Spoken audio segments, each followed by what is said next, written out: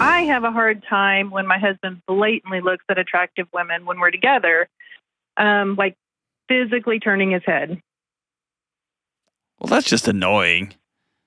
Right? I have talked to him about this and said, hey, you need to be better. I get it that there are going to be other attractive people in the world, but it feels disrespectful to me. Yeah. I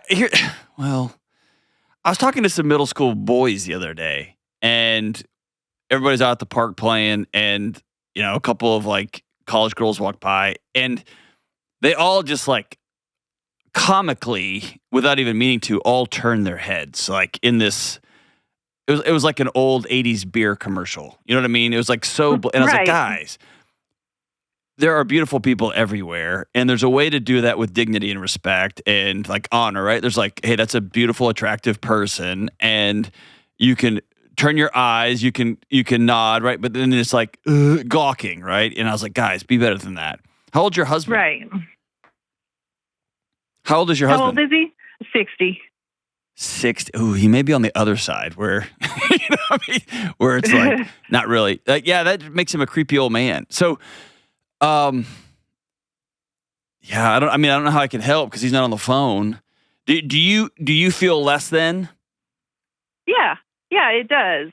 Tell me about that. And also, this doesn't happen in a vacuum. Is he like spend his time online looking at women? Like, give me the full context here. I have caught, if you want to call it that, caught him looking at other people online, and I don't believe it's pornography. I was married for 34 years, got out of an abusive relationship, and then remarried, and this is my new marriage. And so part of me is like, well, I'm super sensitive. What is normal? What is too much? I guess I'm trying to draw my boundaries as well. Yeah. So, I was convicted, and this is within the last couple of years, not convicted, but I was like, yes, that makes sense. Like if like a fireman were to walk in this room, like a one you see on a calendar, like a super attractive, ripped 30-year-old fireman were to walk in here. Kelly's just like, tell me more, right? But like was to walk in here. Even the guys, everybody there should be a feeling of calm and safety and like, oh yeah, in this room. And I'm not talking about in a sexual way, but like in a guy's just awesome, right? That's a natural thing. If a beautiful woman was to walk in this room, everyone's spirit should be lifted up, right? And anyone who denies that is just denying reality. It's that next layer when everyone acknowledges there's an attractive person in the room, and that's awesome, and your spirits are lifted because beauty is beauty, right? And also, there can be an I'd say like, this is an ugly way to say this, but I'm just cutting to the chase here. There can be a classically unattractive person who is hilarious, and they have a great spirit, or they're full of joy, and those people just lift up a room. And so to pretend that that's not real is I would if you're challenged by that, then I would suggest, yeah, you've got issues with who you see in the mirror, right?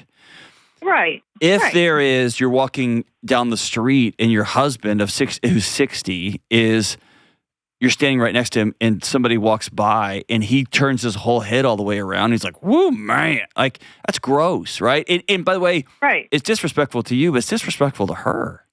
It's that fine line between being lifted up by beauty and then objectifying somebody and taking that next line and I'm going to meditate's the wrong word, but I'm going to fantasize. I'm going to connect myself to that person. And I don't know. Yeah, it's both and, right? So I would say if it makes you uncomfortable, look in the mirror and challenge that discomfort. Do I feel less than anytime somebody beautiful walks in the room? Or if somebody funny walks in the room, or if somebody just bubbly and full of joy and they bring that spirit into a room and that makes you feel less than, then I would want to challenge that. Like where does that sense come from? Are you still hanging on to stuff from and I say hanging on, like it's a part of you, right? It's not like you're something wrong with you, but I mean, because I'm 57, so it's like, obviously aging and things like that can hit you hard too. But I do try, and take good care of myself and keep up with things, Yeah, but I mean, there's something about, like, I'm 47, right? A 25-year-old dude walks in a room. I'm like, man, that guy. I don't look like that. I never look like that, but I can tell myself I don't look like that, quote unquote, anymore, right? But it's not a challenge to me. You get what I'm saying? Right. Like I'm not. It's like, oh Yeah. man, that guy looks awesome, and I'll elbow my wife and be like, look at that guy, and she's like, whoa, you know what I mean? And it's not out of disrespect or out of lust or anything like that. It's just that's an attractive person, and so if you're 57 and beginning to want to tamp down any of the attractive people in your life, I would suggest to you, like, man, that's an exhausting way to live. Right.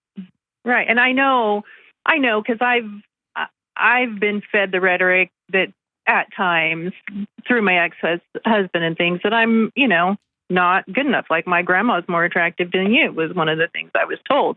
So I am dealing with that. Yeah, I hate that for you. Yeah. Man. With some of those things, but at the same time, I know I'm worthy. It just kind of shakes me when things like that happen. Yeah. And I have expressed, and it has gotten better, but at the same time, it still happens. Yeah. So I mean, is it the fact that there are other attractive people and it's a signal to you that I'm 57, I'm in the back half of my life, I'm getting older, I've got more, is it the natural part of grieving the aging process? Or part of it. Do you have a really disrespectful husband who's kind of gross, but also like you've said, hey, this makes me feel uncomfortable, and he's like, yeah, I don't care. No, it wasn't that he didn't care. Okay. It wasn't, because whenever I've addressed it, it's just like, well, if it's right in front of me, I'm gonna see it. And I said, I get that, but you don't have to physically turn your head. Well, and anybody who says notice. There's not a difference is lying. You know what I mean?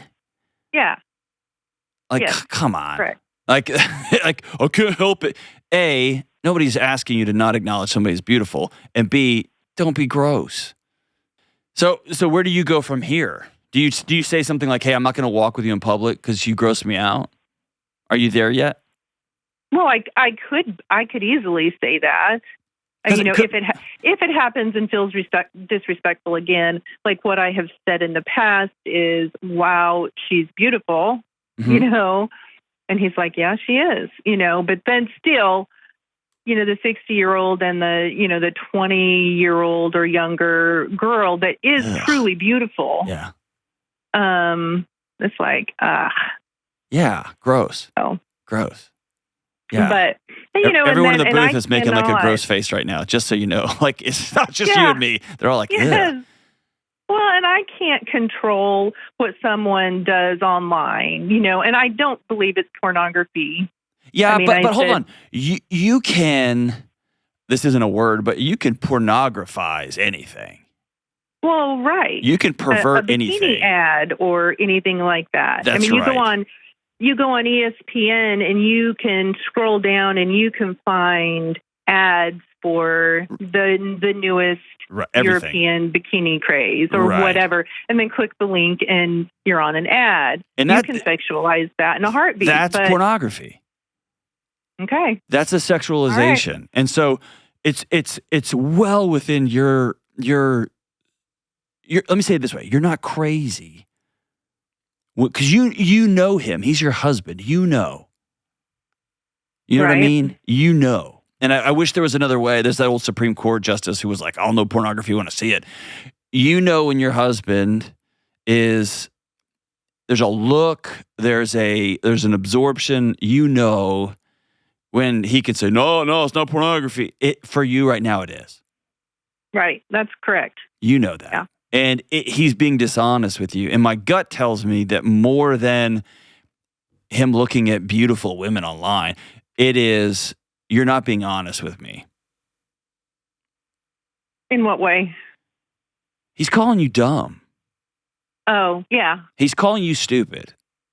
Like, oh, Yeah. no. He's pretending that you're too stupid to know that he's a 60-year-old man creeping on 20-year-olds online. Yeah. Yeah.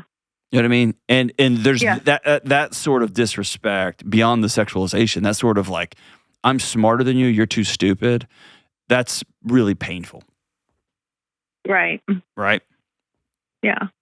And all of this sounds like it harkens back to some level of how you were treated for 30 years in your other marriage, right? Yeah. Yes. And so that part of me is like, okay, what part of this do I need? I mean, clearly I need to work on myself always. And I think that'll be a lifelong thing. But and you've got more bricks in your backpack. So we're all running the same race, but your race is going to be heavier because for 30 years, somebody told you weren't beautiful enough, you weren't attractive enough. It was your fault that fill in the blank X, Y, and Z. You weren't sexual enough. All those things. And so for 30 years, that's encoded in your nervous system. And let's be honest, let's hold both of them. You allowed that to happen for 30 years, right? I did. Yeah. I did. And so there's both and of then that. I woke up. That's right. But a lot of the angst you're feeling in your guts is you're allowing it to happen again. Mm-hmm. Yeah. And so there's something about saying, I'm 56, I'm 57, I'm standing up for the first time. And there's something about, hey, it grosses me out when you gawk at a 20-year-old, 60-year-old man. Stop. Oh, I can't help it. You can help it. And I'm telling you, I'm not going to walk with you in public. If you're going to turn your head and drop your sunglasses and gawk, there is a way to look out of the corner of your eye and smile and be like, wow, she's beautiful, and go on about your day. And beyond that, I'm not going to be in a relationship anymore where somebody tells me that I'm stupid. Yes. Yeah. Where somebody makes me feel intellectually or physically less than. Yeah, that's a good way to put it. And when I approached him about the online things, I said, I'm not going to do this. And he said, okay, I'll be better. And I said, do you have the integrity to back it up? Yeah. Well, I'm going to be better. So I've just got to live with it, until I guess, I don't know, until he proves me wrong. Yeah, but you have to have the courage to take the next step, which is I want you to delete these apps off your phone. Yeah. That would make me feel more comfortable. Well, he's not on social media, so it's totally ESPN ads and things like that. Okay, it's but again, you're classifying pornography versus something that makes you feel uncomfortable. And again, your discomfort is less in there's somebody beautiful in a bikini and more I can see it on him. It grosses me out. Yeah, you're right. I have to be more honest with myself about that. Right. And you are equally as much as him dividing up between what is quote unquote bad and what's quote unquote good. You know what I mean? Yes. My buddies, I don't like any of it. Right? You don't like it, of course. And you know what? You get to not like any of it. And there's other people listening to this right now. And by the way, don't read the comments on this. People are going to be brutal to me and to you, who are like, I could care less if my husband's look great. Knock your lights out. You get to do that. But we're talking about you and your experiences in your life, in your level of comfort. And you get to put that on the table. And he's a grown man. He can say, I don't really care what you say. Oh, I'm just going to be better. Well, okay, let's see it. But you giving him a map to what would make you feel comfortable is the honorable thing for you to do for him. Okay. And then you have to live in that tension if he's like, I'm not doing that. Right. And then what's my move? Yeah. If he chooses not to. That's up to you. I can't make that call for you. No, I know. Yeah. Okay. You know what I mean? Yep. Well, I feel better about having a little bit more clarity on, the whole situation. Yeah. But for whatever it's worth, a 60-year-old gawking at 20-year-old, that's just gross. It just is. Yeah. And I hate that. That's just me, man. It's not. I had the same conversation with middle school boys recently. So there you go. You're not crazy, Shirley. You're pretty great. And you're worth that work, and you're worth the directive hard conversations in your house.